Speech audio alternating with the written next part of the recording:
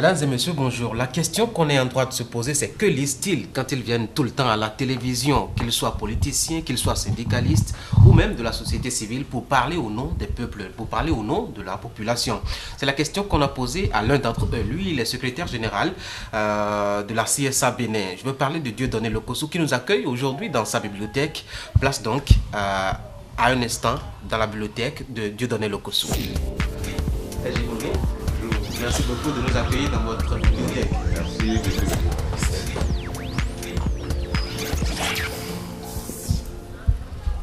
Alors, Égé, une fois encore, merci beaucoup de nous accueillir dans votre bibliothèque. C'est bien impressionnant, hein, quand on voit un peu les ouvrages que vous aviez à disposition. Ça vous a coûté combien de temps pour garnir tout ça? Oh bon, ça c'est depuis ma tendre enfance que j'ai commencé par acheter des livres. Livres surtout politiques, sociologiques et la littérature pure. Ça. Donc ça fait un peu plus de 30 ans que j'ai commencé par m'équiper en matière d'ouvrage. Oui, mais à combien peut-on estimer un peu le nombre de volumes que vous aviez là? Parce que Bon. c'est varié, hein? On a Oui. de la politique, vous l'aviez dit tout à l'heure, on a de la sociologie aussi. On a quelques ouvrages, en tout cas, qui sont de littérature pure. Je vois un peu un fond d'Aimé Césaire là, par exemple. Ouais, Ça vous fait combien de numéros? et j'ai plus de 2000 volumes. Actuellement, vous avez vu qu'il y a un peu de désordre dans la bibliothèque. Et elle est un peu exiguë. Et je suis en train de numéroter les livres. Donc, aujourd'hui, je suis à 687 ouvrages, mais mon secrétaire continue la saisie. Mais c'est plus que ça. C'est ça. Et la bibliothèque sera baptisée Bibliothèque Gégé Viquet. Pourquoi Compte GG tenu- Pourquoi GG Piqué? Vous savez que c'est un grand homme de culture Tout à fait. et un grand ami à moi, un grand frère on a perdu il y a quelques temps. Donc vous voyez ici. Voilà. Donc, Il a son effigie. C'est Bibliothèque Gégé Viquet. Je vais le faire dès que possible. C'est ça.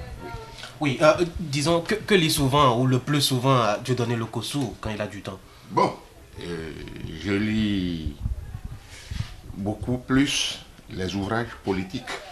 Et le dernier que je viens de lire est Le Togo de l'esclavage au libéralisme mafieux de Gilles Labarthe. Et avant ça, j'ai lu Pierre-Joseph Proudhon, Liberté partout et toujours. Vous savez que Oui. les syndicalistes sont beaucoup plus attachés à Politique. la liberté. Non. Mais on est à la frontière. On ne peut pas dire qu'on est totalement Politique. apolitique. Parce qu'on est des citoyens, nous avons nos opinions qu'il faut défendre. Et c'est de l'hypocrisie pure que de dire qu'on est totalement apolitique parce que nous votons quelque part. Nous avons le cœur pour quelqu'un. Donc, dans le changement de la société, il faut des forces. Et vous-même, vous savez que le rôle que nous jouons au niveau des confédérations, s'il n'y avait pas les confédérations, notre démocratie serait déjà enterrée. C'est ça. Ça, c'est un autre aspect de la réalité de notre pays. En tout cas, vous aviez présenté comme ouvrage que vous aviez lu tout dernièrement, Le Togo de l'esclavage au libéralisme, c'est de Gilles Labarthe. Oui. Pourquoi vous intéressez plutôt au Togo qu'au Bénin? Non, j'ai beaucoup d'ouvrages écrits par les Béninois, parce que on ne peut pas fouiller tout. Je lis beaucoup aussi des choses sur le Bénin. Je vous ai vu plein de journaux là. Donc, le Togo, parce que je suis resté là-bas, et bon, vous savez ce qui s'est passé avant l'avènement du jeune Eyadema, le président actuel. Donc, moi, j'ai un peu mon cœur au Togo. Donc, je m'intéresse aussi bien aux actualités politiques sur le plan national, chez nous au Bénin, et aussi au Togo, parce que c'est ma seconde patrie. C'est ça. Et que dit Gilles Labarthe à propos du Togo? Oh non, mais c'est pour décrire les horreurs, les gaffes entre griffes, excusez-moi, parce que je ne vais pas vous compromettre, Oui. qui ont été, les bêtises qui ont été commises, et pas sous le régime du président actuel, de l'ancien chef de l'État. Donc on a décrit des scènes vraiment horribles, on a brûlé des gens. Bon, vous savez, au-delà de tout ça, comme je vous l'ai dit, j'ai une partie de mon cœur là-bas. J'ai hébergé ici un grand opposant au président Gnassingbé Eyadema. Il s'agit de M. Bonnet, qu'on a tenté aussi d'enlever à un moment donné. Donc, il est mort. Je suis parti avec le camarade Gaston Azoua pour assister à ses obsèques parce qu'il a été, pour moi, le modèle. Si j'ai pris goût à la littérature, c'est parce que j'ai découvert sa bibliothèque. Et j'ai commencé par les livres de Montesquieu et puis tant d'autres. Donc, ça m'a séduit, mais malheureusement, sa bibliothèque a été détruite au moment de la dictature, au temps fort de la dictature du régime. Mais là maintenant, c'est un étranger qui a écrit sur le Togo. Est-ce que vous n'avez pas peur que parfois la réalité soit biaisée quand c'est des auteurs occidentaux qui écrivent sur notre Afrique, sur votre continent, sur votre pays? Non, moi je crois qu'il faut toujours faut accepter les nuances. Parce que il n'est pas toujours bon que nous fassions l'apologie du système, des systèmes qui nous gouvernent. Donc il faut aussi avoir une lecture des étrangers. Bon, le tout n'est pas toujours réel, mais les scènes qui ont été décrites ici, j'en ai vécu, j'ai vécu des choses, j'ai vu des choses. Donc le tout n'a jamais été du mensonge. Parce que quand je prends le cas de mon ami Bonnet, on a détruit sa maison. Et il a escaladé les murs avant de venir au Bénin ici. Et c'est lui qui a éveillé la conscience des Togolais. Parce qu'il a écrit le Togo du sergent en général. Et ensuite, la conférence nationale, il a sorti un livre dessus. Les conférences nationales en Afrique, le cas du Togo, intrigue et enjeu. Donc il a sorti 3 livres dans sa vie. Donc on ne peut pas dire, même ceux qui écrivent sur le Bénin, mais on ne peut pas dire que c'est parce qu'ils sont des étrangers que, bon, pas xénophobie ou pas orgueil. Il pourrait travestir on la va dire, réalité. oui, bon, parfois c'est travesti. Mais nous-mêmes, il faut que nous prenions conscience des réalités de notre pays et qu'on ne soit pas là seulement pour faire l'apologie des systèmes qui nous gouvernent. C'est ça. Maintenant, parlons de littérature pure. J'ai vu Aimé Césaire dans votre fond. Pour vous, Césaire, c'est qui? Césaire, la négritude, c'est parti de Césaire. La négritude est partie de Césaire et Senghor. C'est pour vous dire que je ne suis pas un novice en la matière. C'est ça. Et je vous promets que après ma retraite syndicale, il faut que je laisse des souvenirs. Il faut que j'écrive aussi. Vous allez écrire de la poésie? Non, pas la poésie. Comme Senghor et Césaire? Non. Bon, je ne suis pas Très un grand poète, Ouais. mais il faut laisser son mémoire C'est ça. pour les générations qui viennent. Vous allez écrire de la fiction? Non, c'est la réalité. J'ai vécu des réalités. Ben, vous savez que ma maison a été encerclée ici pour un rien, parce qu'on m'a dit que le DG de la Sonacop aurait Détourné et que j'ai fermé les yeux. Je ne vais pas entrer dans le fond, mais c'est des souvenirs qu'il faut consigner un jour pour que les gens sachent que en politique, c'est l'absence de la vérité. Parlons un peu maintenant, disons, des productions livresques au niveau du Bénin. Quelle est votre lecture ou quelle est votre idée de la littérature béninoise? Non, elle est dense. Et on commence par Olin Belikenom. Et il y a le professeur, j'oublie son nom, Lequel? le professeur d'université là. Adrien Wanou? Non, pas Wanou, l'autre. Guy Osito Midio? Voilà. Il a une plume assez fine. Donc, il y a des jeunes talents donc, qu'il faut encourager. J'ai tous les livres des écrivains béninois. Et lequel vous lisez le plus? Quelle est votre préférence? J'ai lu beaucoup plus Olin Belikenom, ensuite Midio Juan, et puis il y a aussi un jeune talentueux.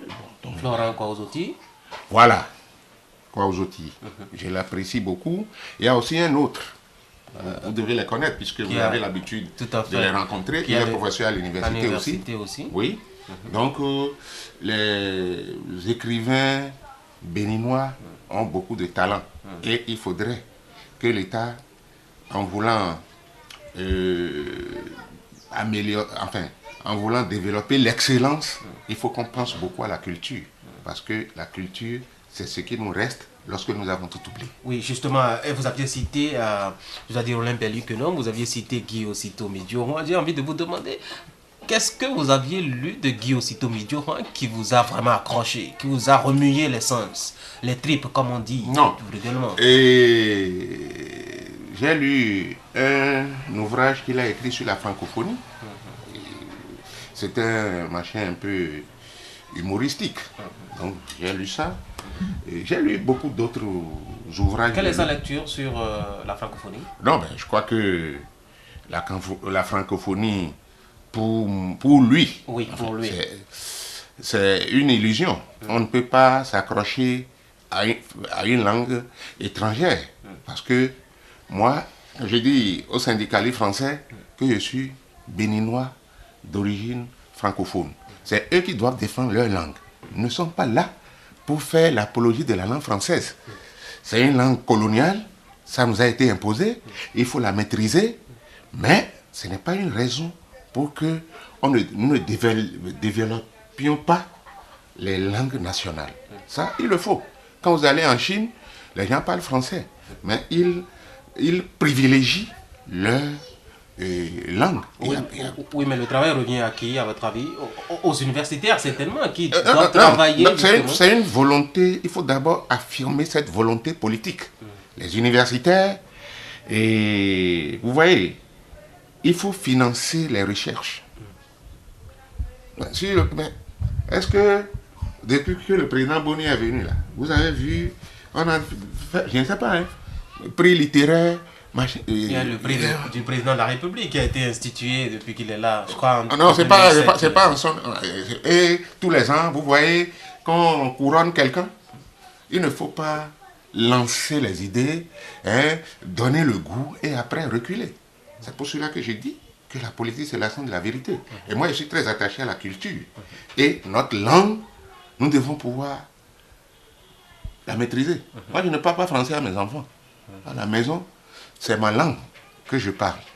Il leur appartient, ils ont la bibliothèque ici, et ils ont aussi le devoir, même si c'est une langue étrangère, à partir du moment où, pour le moment, on a plusieurs langues, on n'a pas fait un choix, et c'est le français ou l'anglais ou l'espagnol.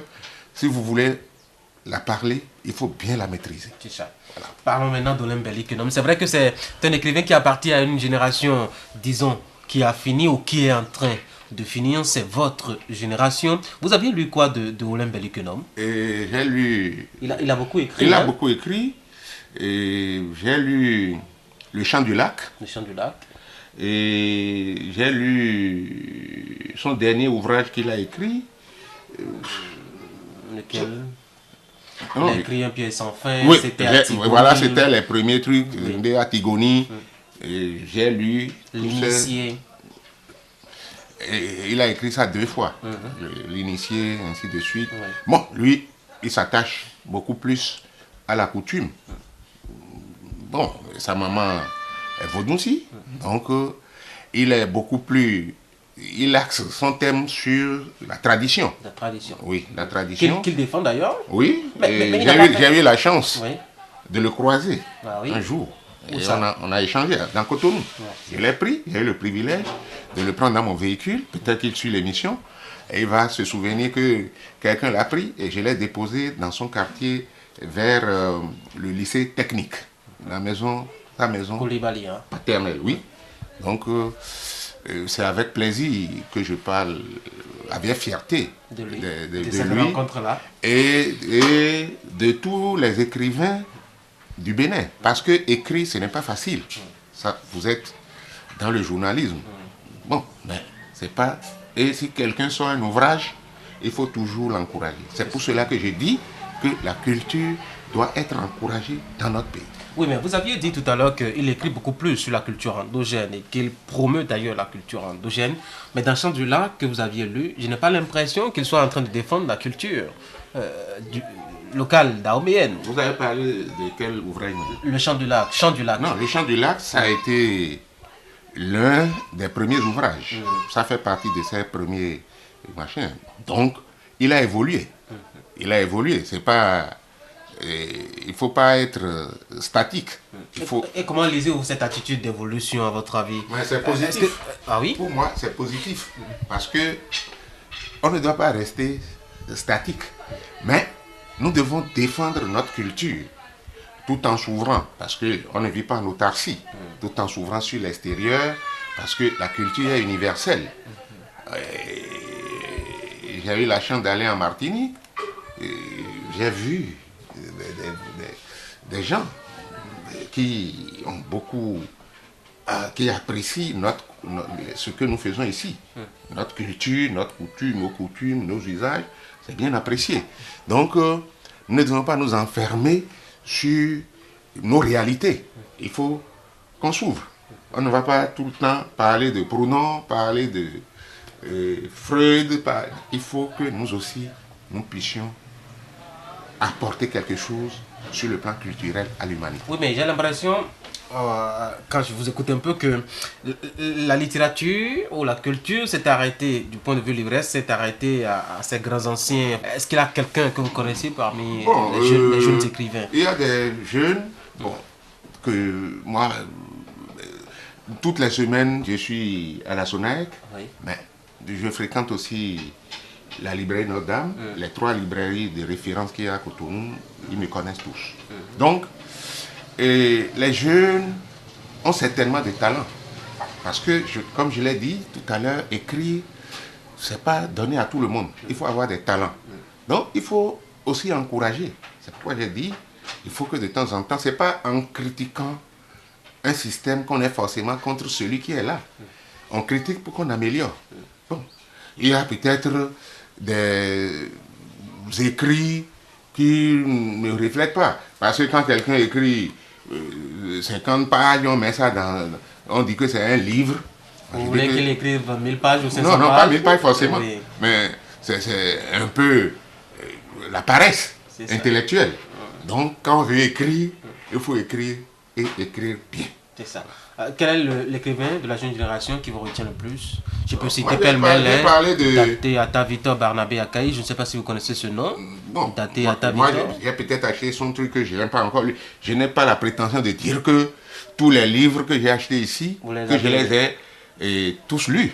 Mais à ma retraite, je vais me consacrer à ça. Mais j'ai lu beaucoup.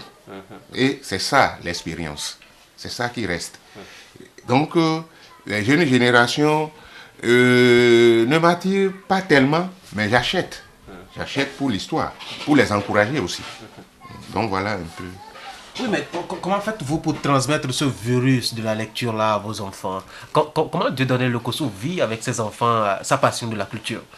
Bon, parce que c'est une chose d'acheter les livres. Ça c'est vrai. Et de temps en temps, je lui achète des bouquins d'enfants. Parce que j'ai un en Europe. Et au début, je lisais ses rédactions. Moi, mon garçon dont je parle là, oui. Quand il m'écrit, bien sûr, il est peut-être plus chaud là, mais si je vois des fautes, je lui dis non, ça là, tu es appelé à être cadre, il faut que tu sois impeccable. Et j'ai vu qu'avec le temps, il y a une amélioration. Moi, mon papa est un analphabète, c'est un pêcheur. Il ne m'a jamais obligé à lire. Mais moi-même, j'ai eu ce goût-là depuis mon enfance. J'étais abonné au centre culturel américain, anglais, à Lomé, le truc allemand là, Deutsch, quelque chose.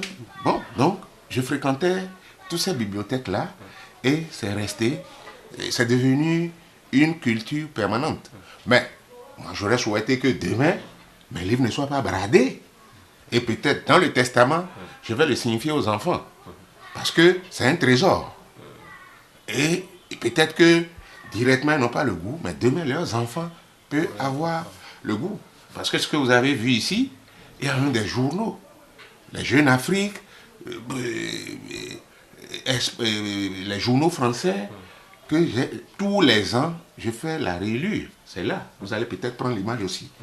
Donc, il ne faut pas penser que en investissant dans les livres qu'on perd. Moi, mes livres me sont plus chers que ma femme. Sérieusement? Ah oui, parce que moi, je ne peux pas une minute sans lire. Et je vous ai dit, le dernier truc que j'ai lu sur le régime de choses là. Donc, il faut encourager les gens à se former. Parce qu'aujourd'hui, l'université seule ne peut pas produire des gens de qualité. Il faut s'améliorer. Parce que quand vous allez à l'université, c'est bondé, les gens n'ont plus, les professeurs même n'ont plus le temps de voir tout ce monde-là. Comment allez-vous préserver justement cet acquis-là? Vous parliez déjà, vous craignez déjà qu'on brade. Mais comment vous allez conserver ça? Il faut laisser un testament. J'ai dit que mes enfants savent ma passion pour les livres. Et ça, si je le leur demande, leur maman n'est pas une grande intellectuelle. Donc au moins, j'en ai qui évoluent. Donc, ils sont presque tous à l'université. C'est un héritage précieux. Il ne s'agit pas seulement de laisser des maisons, mais la culture, comme je l'ai dit, c'est ce qui reste lorsqu'on a tout oublié, et c'est ce qui manque lorsqu'on a tout appris aussi. Alors, maintenant, de quel temps dispose Dieudonné Lokossou pour pouvoir lire? Les syndicalistes sont très occupés, il faut organiser les grèves, il faut aller aux rencontres, négociations, gouvernement, syndicats, il faut être partout, sans oublier justement votre profession qui vous pompe aussi, disons-le, vous êtes agent de la Sonacop à la retraite, et tout ça. Bon. De quel temps dispose Lokossou pour lire? Et le temps, c'est de l'argent. Vous avez vu liberté, devoir de vérité, oui, de votre confrère. Devoir de vérité. Bon, donc c'est pour dire que j'ai acheté ces 2 livres, il me les a dédicacés. Oui. Parce que voilà aussi quelqu'un qui a la plume est très courageux. C'est ça. Je souhaiterais aussi qu'un jour, vous lui emboîtez les pas et que vous puissiez laisser quelque chose. Il ne s'agit pas seulement de venir interviewer ceux qui sont amoureux de la littérature. Tout le monde ne va pas faire la même chose, non? Moi, je vous fais alors la révélation. Je suis en train de préparer au bord du lac Kaébé. Sérieux? Oui. Ça va être de la réalité? Oui, oui. Il faut raconter un peu sa jeunesse. C'est ça. Comment nous avons les expériences, même syndicales, politiques, sociales. Ça, là, il faut le dire aussi. Voilà. Donc, oui, mais maintenant, comment je m'organise? Oui. Mais, quand vous avez la passion de quelque chose, vous trouvez toujours le temps. Moi, ce n'est pas un secret. Ma femme a sa chambre à part. Parce que moi, j'ai des habitudes que je ne veux pas la perturber dans sa quiétude. Parce que je laisse la lumière, j'allume la télé, il faut que je lise. Parce que si moi, je ne lis pas, je ne dors pas. Voilà. Ah oui. Voilà. C'est votre somnifère, la lecture? Tout à fait. Tout à fait. C'est ça, ça me guérit beaucoup. Parce que je retrouve beaucoup de plaisir dans les livres. C'est pas tout ce que vous avez fait à l'université. Vous avez vu votre collègue là, Poivre. Patrick Poivre d'abord. Voilà. Vous avez vu ces bouquins ici. Tout à fait. Donc, ce n'est pas tout qu'on acquiert sur les bancs de l'école. Donc, ça, j'ai dit que c'est ma passion. Ça me permet d'aller même dans des choses mystiques. Donc, ce n'est pas que choses là, et je ne vais pas développer beaucoup plus cet aspect. C'est ça. Alors, que pensez-vous de la politique du livre chez nous au Bénin? Est-ce que vous en aviez une idée? Non, je vous ai dit, et bon, peut-être que les gens veulent lire, les gens veulent se cultiver, mais il faut mettre les gens en condition. Mais si les gens, moi, je me suis sacrifié, je n'ai jamais pensé que je pouvais construire. Mais si les gens n'ont pas suffisamment de ressources, il faut faire la politique des livres aussi. Ça n'est pas seulement de dire l'école est gratuite. L'école est gratuite si le livre est cher ou si les livres sont chers. Si l'école est gratuite, césarienne, il faut manger avant de pouvoir s'occuper de la femme et l'engrosser pour qu'elle pour qu'on fasse le bébé. Même Donc il faut que... on peut s'occuper de sa femme. Non, mais non pas à jeun. À jeun, on ne peut pas rester à jeun et s'occuper correctement de la femme. Il faut qu'on soit responsable. Donc moi je veux qu'on instaure effectivement une politique de livre. Il faut encourager les jeunes qui ont la volonté d'écrire. Oui, mais comment les encourager? Comment encourager les jeunes à lire? Mais écoutez, moi j'ai dit, mais dans peut-être un an, un peu plus d'un an, on va avoir notre président de la République. Et il faut que nous soyons regardants par rapport au projet de société, surtout sur le plan de la culture. Il faut que le futur président dise ce qu'il pense. Il faut même avoir des bibliothèques dans les villages. Il faut encourager la lecture. Parce qu'aujourd'hui, les gens sont beaucoup plus rivés sur vos médias là. Hein? Et moi-même, j'ai un petit... comment vous appelez ça? Petite tablette. Voilà. Quand il m'arrive, moi je suis un analphabète en cette matière, mais quand il m'arrive, je suis en train d'apprendre. Mais quand je vois des scènes, mais c'est obscène. Ce n'est pas bon que des enfants, la nuit, au lieu de... Non. Donc vous avez tout ici. Hein. Vous avez un truc sur le syndicat. Il y a plein de choses sur Mobutu, sur Haïlé Sélassié. Il y a beaucoup de choses sur Fidel Castro, la vie cachée de Fidel Castro. Je viens d'acquérir ça en France, Pelé. Donc c'est varié. Donc il faut encourager, il faut que l'État ait une politique de livres. Ça, parce que pour l'accès aux livres, les livres coûtent cher. Donc, il faut vraiment qu'on voit. Il ne faut pas seulement... Vous pensez peut-être à une subvention? Est-ce qu'on va tout subventionner dans le pays? Qu'est-ce qu'on a? Parce que justement, la culture coûte. Il faut bien débourser pour se cultiver. Oui, mais un peuple sans culture, c'est un peuple mort. Et il faut encourager. La culture, tout comme la santé, n'a pas de prix. Donc, ne pas encourager la culture, ne pas avoir une politique de la culture, c'est un recul terrible. Donc, moi, c'est pour cela que moi je plaide. Parce que moi, je suis un privé. Je ne veux pas... je suis... ce n'est pas une association, ce n'est pas le syndicat qui a acheté les livres que vous avez vus ici. C'est mes ressources. Donc, c'est des millions que vous avez vus ici. Alors, dans votre Bopa natal, est-ce que vous sentez vraiment que quelque chose se fait de façon locale pour permettre, en tout cas, aux enfants de lire? Est-ce qu'il y a des bibliothèques là-bas? Non, moi, lorsque vous commencez par poser des actes comme ça, c'est assimilé à la politique. C'est assimilé à la politique. Mais je crois qu'il doit avoir une bibliothèque. Et si demain, je dois faire quelque chose pour le CG de Bopa, de Lombogo, ça va être dans la plus grande discrétion. Ça ne va pas être accompagné de caméras, comme ça. Est-ce que vous êtes disposé à donner accès au public à vos documents? Bon, quelles seront les conditions? Le drame ici, non. Moi, je pourrais vous passer des livres. C'est une question de confiance. Mais le drame, c'est que quand les gens prennent les livres, ils ne reviennent plus avec.